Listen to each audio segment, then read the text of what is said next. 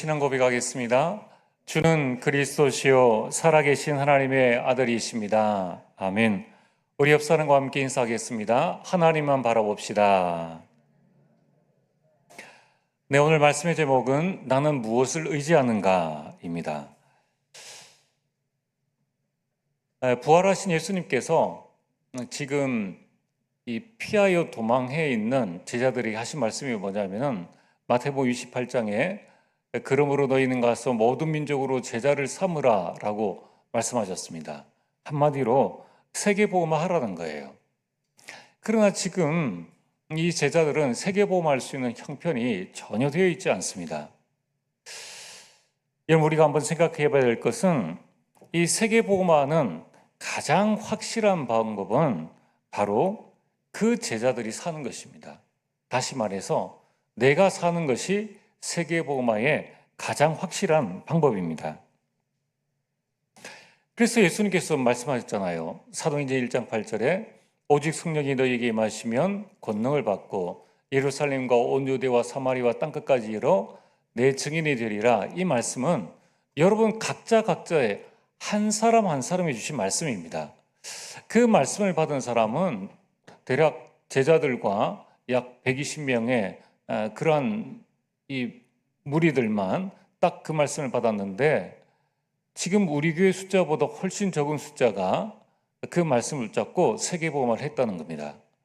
여러분, 그렇다면은 지금 내가 성령 충만 받아 증인되면 되는 것이다 라는 것을 우리는 분명히 알 수가 있죠. 그런데 이 사실을 우리 교회 성도라면은 다 알고 있는 사실입니다. 내가 살면은 다 살릴 수 있다. 내가 성령 충만 받으면 증인되어진다. 그러면 가정은 복음화하고 지역도 살리고 세계복음화 할 수 있다라는 사실은 우리 초등 랩런트들도 다 알고 있어요.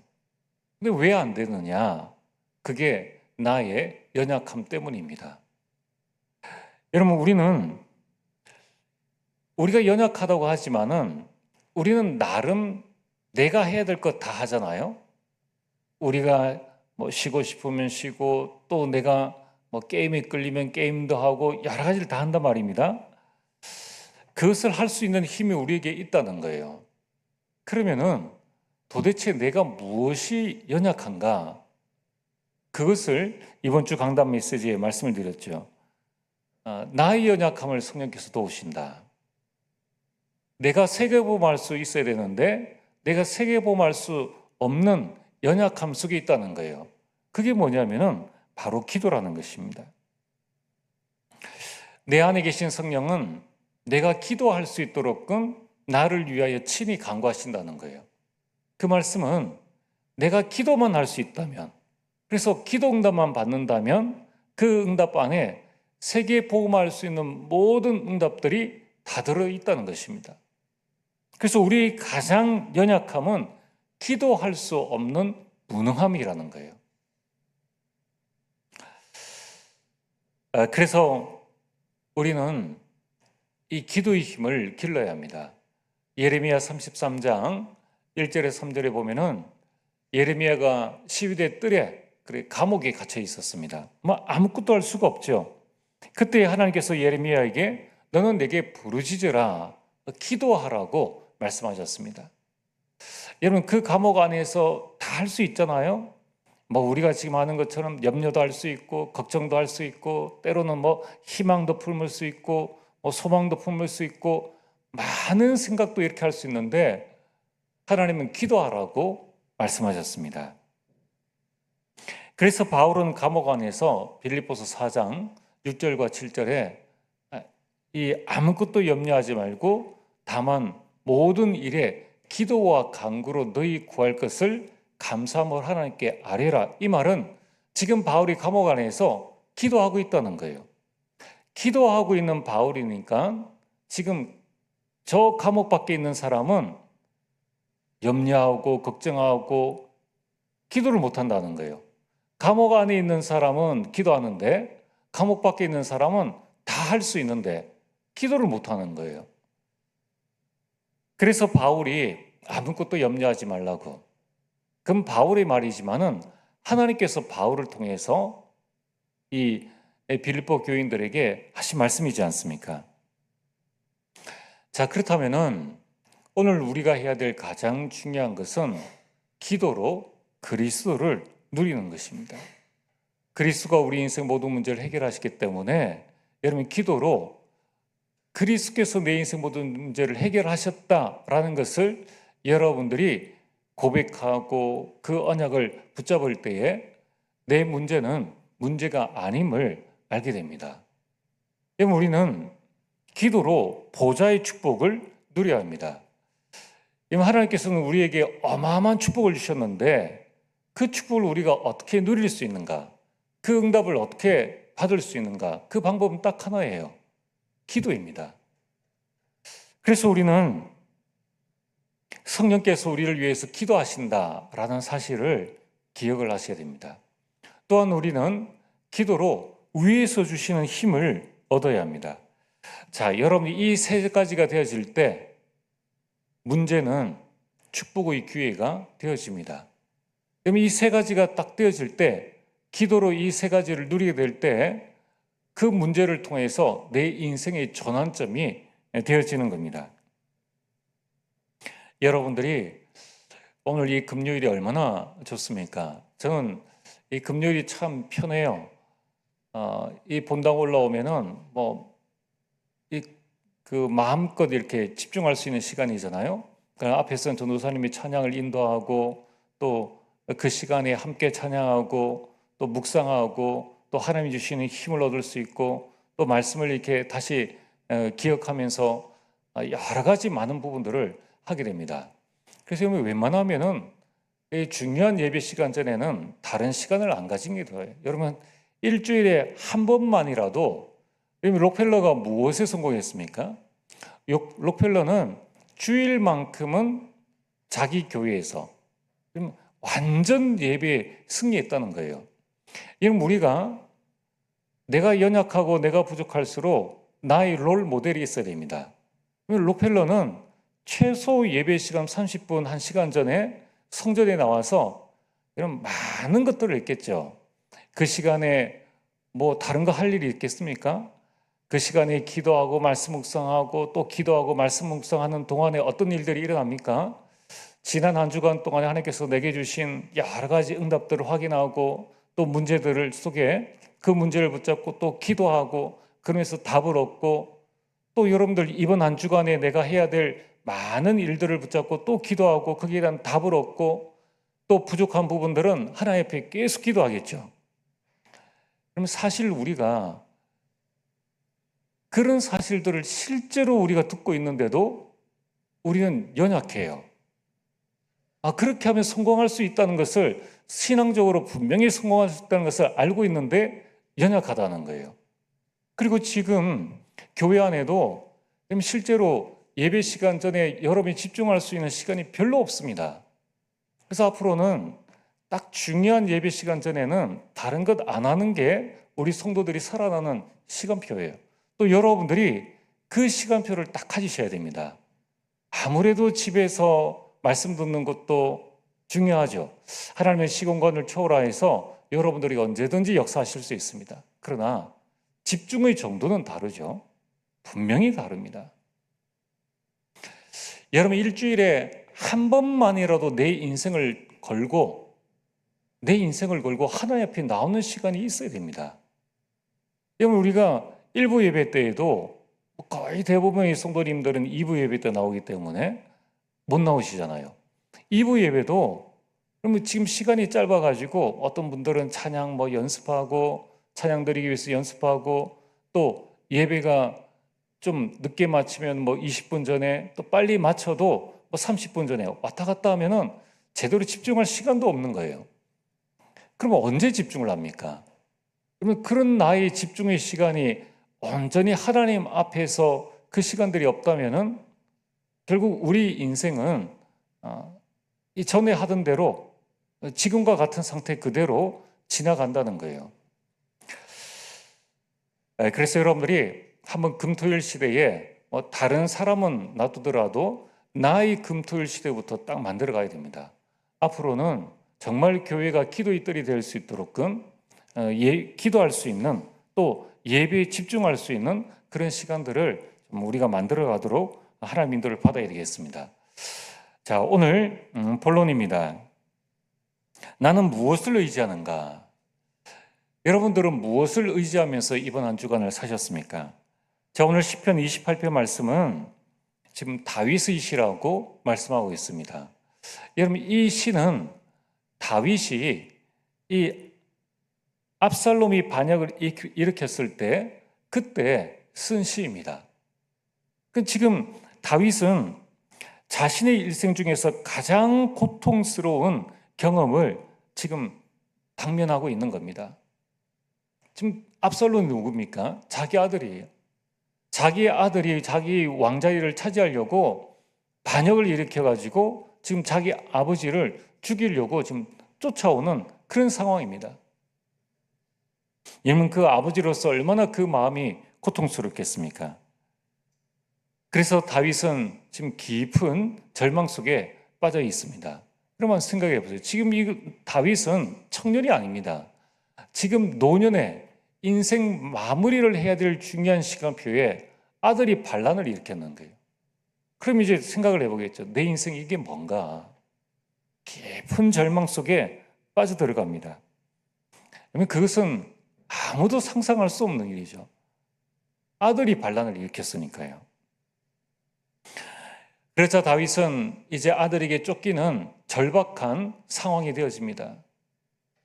여러분, 우리가 목숨이 오고 가는 절박한 상황이라면 우리 모든 것들은 다 달라집니다. 때로는 낙심하기도 하고, 때로는 절망하기도 하고, 때로는 깊은 이 불신앙 속에서 나오지 못하는 많은 사람들이 있습니다. 그러나 오늘 이 시편 28편을 읽어보면은 다윗은 이러한 자기 인생에서 가장 고통스러운 경험을 직면했을 때, 다윗은 지금 어느 누구에도 말할 수 없는, 상상조차 할 수 없는 깊은 절망 속에 지금 빠져 있을 때, 자신은 지금 절박한, 아무도 그를 도와줄 수 있는 사람이 없는 절박한 상황 가운데 있을 때라도 그는 낙심하거나 절망하지 않았습니다. 그 비밀이 뭡니까? 오늘 이 시대를 살아가고 있는 우리는 조그만 일에도 좌절하고 낙심합니다. 나와 관계되어지는 않는 일에도 거기에 실망하고 교회를 옮긴다든가 또는 갈등하고 이렇게 살아가고 있습니다. 우리는 오늘 시편 28편 말씀을 통해서 도대체 다윗은 무엇을 의지했기에 그런 나보다 10배, 100배 심한 그런 일을 당했는데도 그는 승리했고, 또 오늘 우리는 나는 지금 무엇을 의지하고 있길래 지금 나의 영적 상태는 이러한가? 그럼 이 부분을 한번 점검을 해봐야 됩니다. 오늘 다윗에게는 이 믿음이 있었습니다. 하나님 역사하시면 된다라는 이 믿음입니다. 그게 바로 오늘 본론 첫 번째입니다. 여러분들, 이스라엘에는 많은 이 왕들이 있었지만은 그 가운데에 이 성공한 왕은 약 3사람입니다. 다윗과 히스기야와 요시야 왕, 이 3사람인데, 여러분, 우리는 오늘 히스기야에 대한 말씀을 통하여서 하나님의 역사를 한번 살펴보겠습니다. 히스기야는 남유다의 왕이었습니다. 남유다를 늘 괴롭히던 나라가 아수르입니다.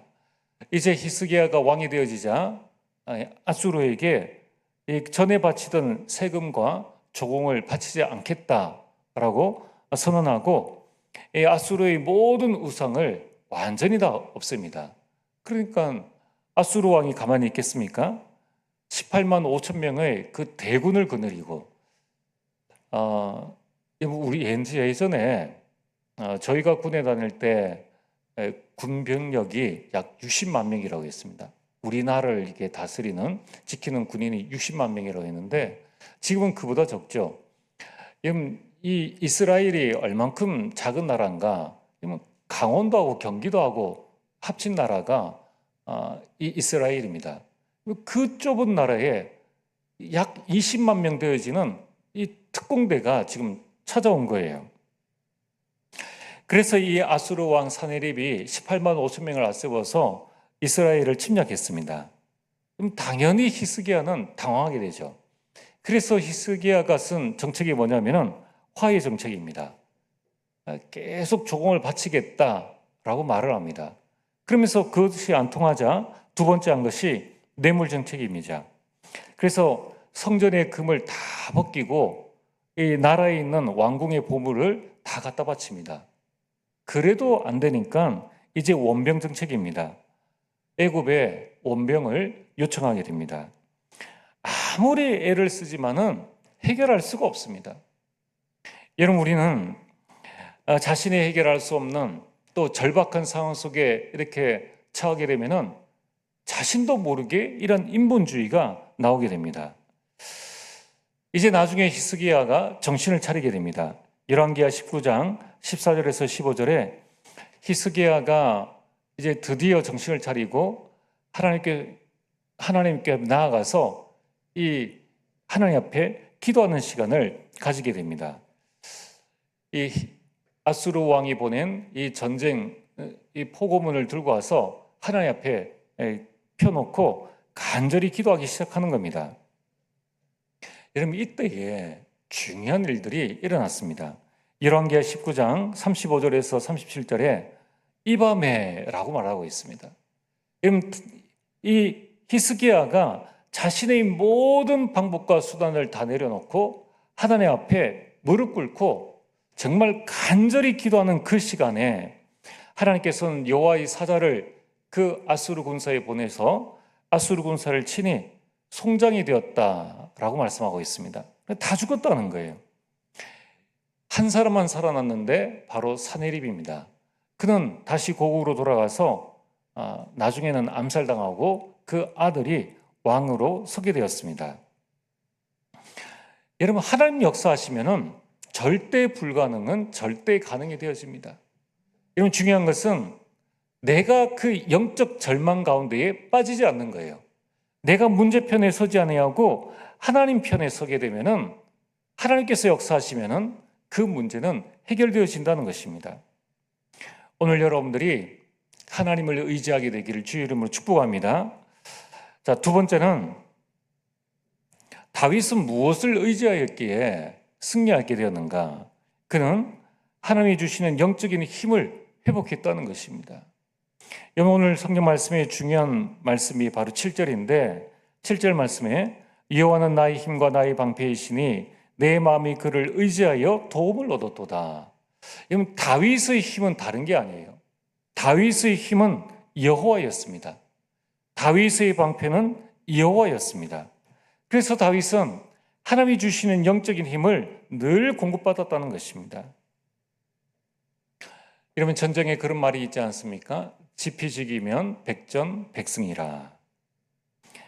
여러분, 우리가 인생을 살아갈 때에 알아야 될 중요한 것이 우리에게 눈에 보이지 않는 대적이 있다는 것을 우리는 알아야 합니다. 그게 바로 사단입니다. 사단은 이 12가지 전략으로 끊임없이 함정을 파고 끊임없이 이 사탄의 함정으로 우리를 몰아넣고 그 올무로 우리를 붙잡아둡니다. 그 끝은 무엇입니까? 요한복음 10장 10절에 죽이고 멸망시키는 것입니다. 여러분, 이때 우리는 어떻게 해야 됩니까? 여러분, 사단은 끊임없이 우리에게 불화살을 쏜다는 것입니다. 계속적으로 공격한다는 거예요. 여러분, 이때 우리는 어디에서 힘을 얻을 수 있습니까? 그게 바로 성삼위 하나님입니다. 여러분, 우리 마음속에 성삼위 하나님이 우리 망대가 되어지면은 우리를 무너뜨릴 자가 없다는 거예요. 그래서 여러분들이 매일 아침마다 여호와로 내 마음속에, 내 영혼 속에, 내 생각 속에 하나님의 망대를 반드시 세우는 시간을 가지시길 바랍니다. 여러분, 사탄은 우리를 자꾸 속입니다. 그래서 여러분, 우리의 힘은 내가 가야 할 길을 아는 데서 나오는 거예요. 여러분, 남이 아무리 나를 속여도 내가 속지 않으면 된다는 겁니다. 내가 가야 할 길을 정확하게 알고 있으면 누가 따라오라고 해도 안 가면 됩니다. 여러분, 하나님이 주신 이 7대 여정의 중요한 길을 가게 되면은 가는 걸음걸음마다 하나님이 나와 함께 하시는 축복들을 누리게 됩니다. 또한 사단은 우리 인생 가는 모든 길에 곳곳에 문제를 숨겨두고 사람과의 관계에서 갈등을 느끼게 하고 조그만 일에도 위기의식을 느끼게 합니다. 사실은 그게 아닌데 자꾸 그렇게 우리를 느끼게 한다는 거예요. 여러분, 이때 우리는 어떻게 이 상황을 이길 수 있습니까? 정확한 이정표를 보면 됩니다. 여러분, 우리 신앙의 갈등이 생길 때 우리가 봐야 될 게 뭡니까? 그리스도께서 내 인생 모든 문제를 해결하셨다라는 이 이정표를 보고 나가면 되는 거예요. 여러분, 정확한 방향이 나오기 때문에 이정표를 보면은 내 인생의 정확한 방향이 나오기 때문에 문제될 것 없어요. 여러분, 초등학교 나온 이 6학년을 둔 학부모가 얘를 어디에 보낼까 고민합니까? 중학교 보내는 거예요. 중학교 끝나고 나서는 고등학교입니다. 고등학교 보내고 나서는 대학교죠. 여러분, 이처럼 우리 인생에 중요한 이정표가 있듯이 우리 삶에 중요한 이정표가 있다는 것입니다. 이 이정표가 있기 때문에 갈등할 이유가 없다는 거예요. 위기에 우리가 두려워할 일이 없다는 것입니다. 오늘 여러분들이 매일 아침 하나님께서 나에게 주신 이 7망대를 세우고 하나님께서 나에게 주신 7여정의 그 길 속에 내가 있으며 하나님께서 나에게 주신 그 이정표를 보고 내가 그 이정표를 따라가면은 무엇이 생깁니까? 여러분들 하나님께서 나에게 주신 영적인 힘을 얻게 되는 것입니다. 자, 오늘 본론 세 번째입니다. 여러분, 이처럼 여호와를 의지하는 자에게 하나님이 하시는 일 세 가지가 있습니다. 그게 바로 9절입니다. 오늘 9절 말씀에 뭐라고 말씀하십니까? 주의 백성을 구원하시며 주의 산업에 복을 주시고 또 그들이 목자가 되시어 영원토록 그들을 인도하소서. 이 말은 하나님께서 이렇게 하신다는 거예요. 여러분, 하나님을 정말 의지하는 자, 여호와가 나의 힘이 되시며 여호와가 나의 방패가 되시는 자에게 하나님께서는 그 백성을 어떤 상황에서도 구원해 주십니다. 하나님은 그 백성의 산업에 복을 주시는 거예요. 하나님은 친히 목자가 되셔서 영원토록 그들의 삶을 인도하신다는 것입니다. 여러분, 이것이 하나님을 의지하는 자가 받는 복입니다. 당연히 그렇지 않겠습니까? 자, 그렇다면 오늘 결론입니다. 오늘 우리는 시편 28편을 통하여서 또 다윗이 겪었던 그 일을 통하여서 우리에게 어떻게 적용해야 될 것인가? 바로 시편 62편 5절 말씀입니다. 나의 영혼아 잠잠히 하나님만 바라라. 물은 나의 소망이 그로부터 나오는도다. 여러분, 오늘부터 하나님만 바라보게 되기를 주의 이름으로 축복합니다. 여러분, 하나님을 바라본다는 게 뭡니까? 하나님께서 나에게 주신 복음을 늘 붙잡는 거예요. 그리고 하나님께서 여러분이 주신 언약이 있습니다. 여러분이 그 평생의 언약을 붙잡는 거예요. 왜 언약을 붙잡아야 됩니까? 그 언약에서 내 인생의 비전과 꿈과 내 인생의 모습과 내 인생 작품이 나오기 때문입니다. 이제 하나님을 바라본다는 것은 그 믿음 위에 굳게 선다는 것입니다.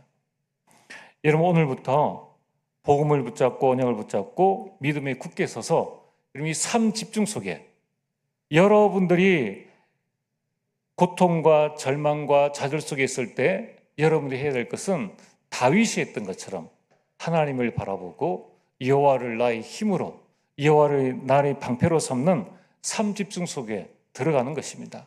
그 응답을 받게 되길 주의 이름으로 축복합니다. 우리 오늘 주신 말씀을 기억하면서 찬송가 383장 찬양을 함께 드리겠습니다.